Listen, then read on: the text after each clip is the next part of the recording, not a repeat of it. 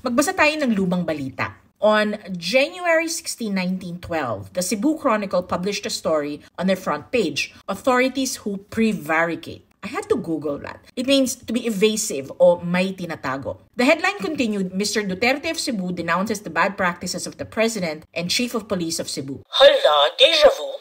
The story was referring to Escolastico Duterte, who wrote the American Governor General William Cameron Forbes. Share ko lang, Forbes Park in Makati was named after him. Escolastico accused the municipal president of Cebu, the equivalent of mayor, of corruption. Kasi to raise funds for his re-election, nagpa-lottery si municipal president Vicente Teves and he bribed the chief of police to help run it. Ganun yung story. The open letter to the Governor General was originally published in La Democracia the week before. It was later picked up by the Cebu Chronicle and other newspapers. So medyo nag-viral siya. 2 days later, January 18, 1912, editors published a letter from Duterte saying he did not write the first letter. His signature was forged and someone stole his identity, kumbaga. Maraming familiar intrigue at drama sa buhay ni Escolastico. Escolastico Duterte was mentioned in newspapers for his work with the church and his affiliation with the Southern Institute of Cebu. Ito yung genealogy angles. Escolastico Duterte Sr. and Sara Duterte are distant relatives. Parang third cousins 4 times removed. Ganun kalayo. Pero may shared ancestor pa rin sila.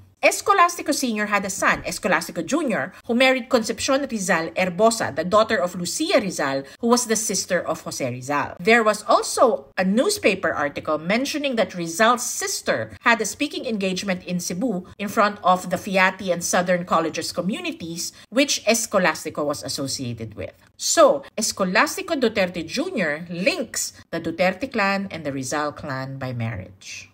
Di nyo ina-expect yun, no? Genealogy can be fascinating and at the same time make no sense. O, diba? Meow meow.